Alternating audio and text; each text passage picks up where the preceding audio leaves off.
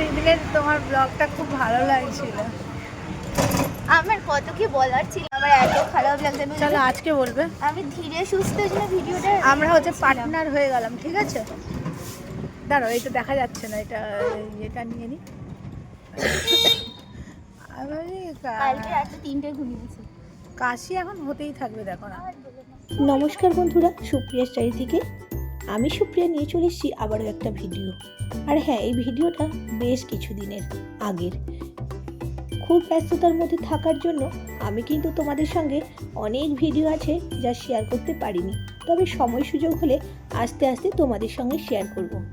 আমি আর আমার পার্টনার অন্বেষা, যে আমাকে খুব মিষ্টি সুরে ডাকে দিদি বলে, এই দুজন মিলে চোখে ঘুম নিয়ে চলে গেলাম আমার কথা রাখতে। বেশ কিছুদিন আগে আমার ক্লায়েন্ট আমার ক্লায়েন্ট ঋতুপর্ণা আমাকে ফোন করে বলে, দিদি আমার ছেলের রাইস সেরিমনিতে আমি তোমার কাছে মেকআপ নিতে চাই। তো প্রসেসিং অনুযায়ী বুকিং টুকিং সবই হয়।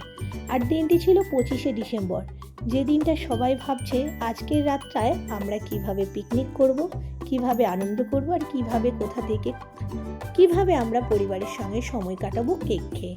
আর সেই দিনটা আমার কথা দেওয়া ছিল আমার ক্লায়েন্ট ঋতুপর্ণাকে, যার সামনে বা যার সঙ্গে আমার এই প্রথম কাজ।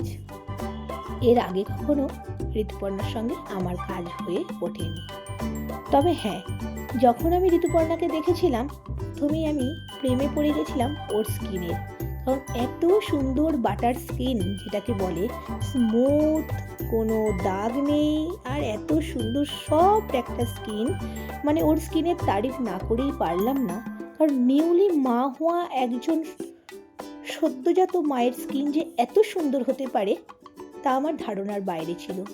আমরা অনেক সময় অনেক মেকআপ করে থাকি, অনেক স্কিনের সঙ্গে সম্মুখীন হই আমরা, অতএব এই স্কিনটা একদম অচেনা লেগেছিল আমার কাছে। তবে বেশ সুন্দর একটা স্কিন।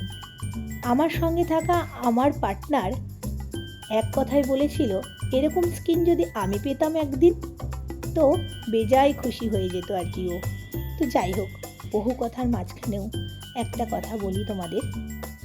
আমার ক্লায়েন্ট ঋতুপর্ণা, সেও কিন্তু একটা দায়িত্ববান কাজের সঙ্গে যুক্ত। সে যেমন তার সন্তানের মা, সেই যেমন একটা দায়িত্ব, তার কর্মরত জীবনেও সে বিশাল একটা দায়িত্বের সঙ্গে যুক্ত আছে, যার সেবা শুশ্রূষা ছাড়া রোগীরা খুব কমই সুস্থ হয়ে ওঠে। যাই হোক, ঋতুপর্ণার সম্বন্ধে যতটুকু জেনেছি তোমাদের সঙ্গে সেইটুকু শেয়ার করলাম। আর বাকি রইল তার মেকওভার, সেটা তো তোমরা বলবে কেমন হয়েছে, আর শুনে নেব ঋতুপর্ণার কেমন লেগেছে। যাই হোক, আজ ছিল কিন্তু ওর ছেলের অন্নপ্রাশন। একটু আইসটা নাও, ওর মুখ থেকে শুনে নি কেমন লাগলো। ঠিক আছে, তো তুমি সাজলে বলো কেমন লাগলো সেজে। দারুণ লাগছে, নিজেকে আমি চিনতেই পারছি না, অনেকদিন পর সেজে খুব ভালো লাগছে। স্যাটিসফাইড? একদম একদম। ঠিক আছে, চলো, খুব মিষ্টি লাগছে, একবার গোল হয়ে ঘুরে যাও আস্তে আস্তে। তো হেয়ার খুব সুন্দর লাগছে, তো চলো ঠিক আছে, ঠিক আছে, টাটা টাটা। বেবিকেও সাজাও, আমরা যাওয়ার সময় অন্তত দেখে যাবো। একদম হ্যাঁ, একদম। টাটা। অন্বেষা, যাই হোক, কাজ শেষে বাড়ি ফেরার পালা, দুজন হাঁটতে হাঁটতে বাড়ি ফিরে আসছি।